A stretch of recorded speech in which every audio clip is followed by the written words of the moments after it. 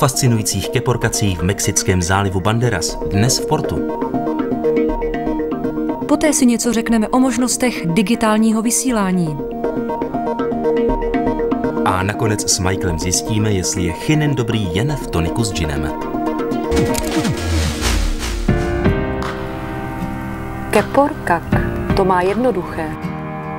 Půl roku v létě pouze přijímá potravu. A půl roku v zimě se stará o svá mláďata. Pojďme za keporkaky do Mexika.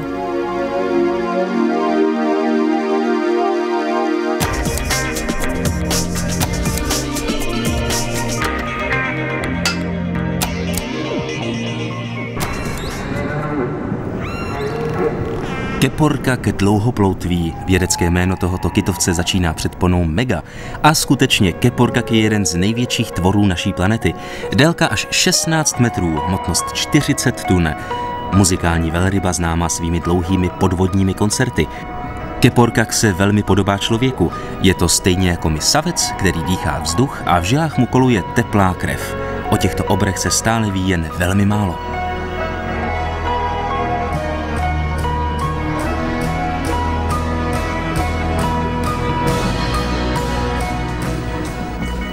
Tým Portu se dostal letos v březnu přímo na zimoviště keporkaků na západní pobřeží Mexika u Tichého oceánu.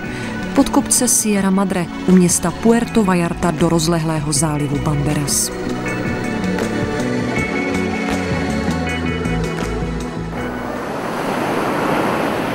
Od listopadu až do dubna do těchto klidných vod, podobně jako tisíce turistů na dovolenou, připlouvají keporkaci dlouhoploutví z dalekých severních moří.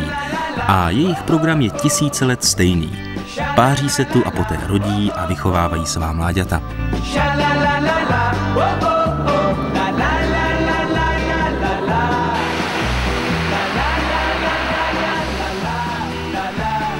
A když se dobře díváte, obrovský keporkak může z vody vyskočit právě kousek od vás.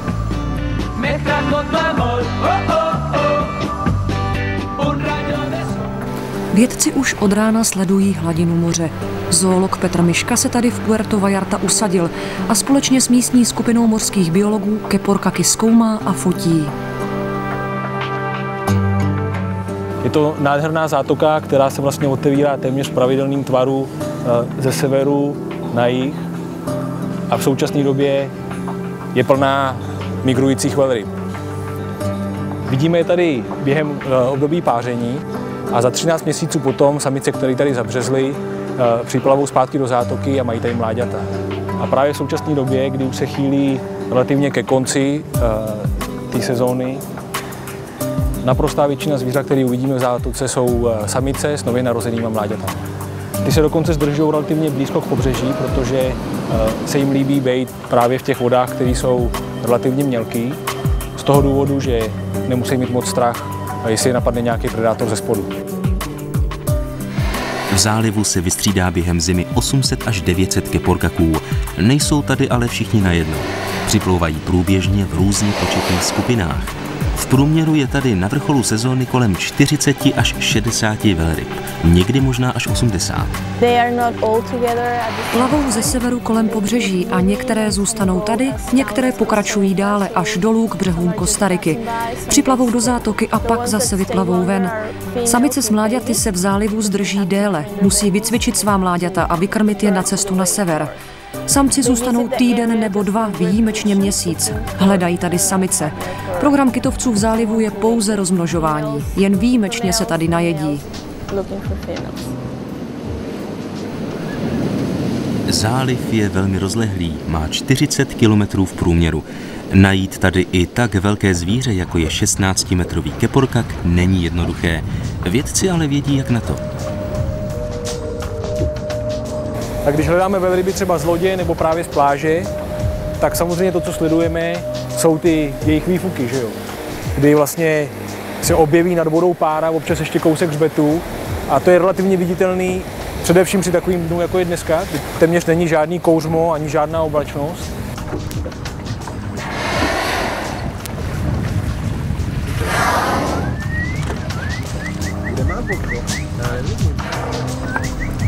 Většina lidí považuje gejzír velryb za proud vody. To je ale nesmysl. Jde o bílý sloupec sražené páry, která se kondenzuje v plicích během dlouhého ponoru. Rychlost, kterou keporka k páru vydechne, je 500 km v hodině.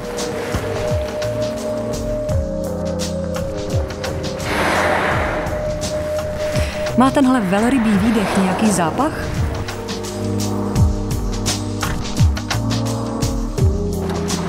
Jeden můj kolega, který se nakláněl přímo před jejím dýchacím motorem, dostal plnou dávku toho výdechu do svého obličeje.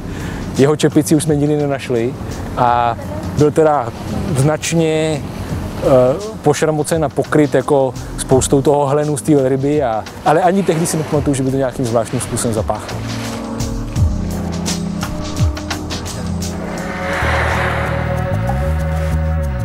Keporkak má na hřbetě 2 nozdry, něco jako je náš nos. Dýchá vzduch plícemi, stejně jako člověk. Pod vodou ale vydrží mnohem déle než my, až 30 minut. Když se totiž nadechne a vydechne člověk, vymění poměrně malé množství vzduchu v plicích, zhruba 10 až 15%. Když se ale nadechne keporkak nebo jiný kytovec, dokáže naráz vyměnit až 90% obsahu plic. To znamená, že pak to okysličení, kterého se dosáhne během jednoho dechu, je daleko větší než třeba u člověka. Na jeden nádech keporkak pojme neuvěřitelných 1000 litrů vzduchu. Člověk pouze půl litru.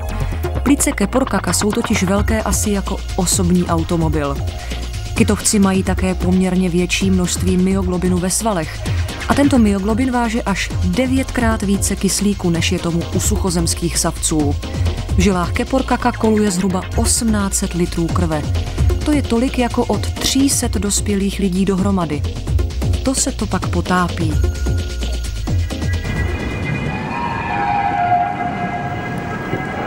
S kytovci ale máme spousty společných znaků. Keporkak má například 5 prstů. Když porovnáme stavbu kostí a dobře počítáme, je prstů skutečně 5.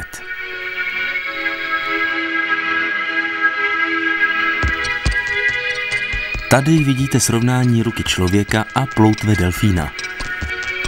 Přeměněné velmi prodloužené prsty má keporkak schované v obrovských bílých prsních ploutvích. Ty dosahují až 1/3 délky jeho těla. To je u dospělé velryby 5 nebo i 6 metrů. Pod vodou pak vypadají jako bílá křídla.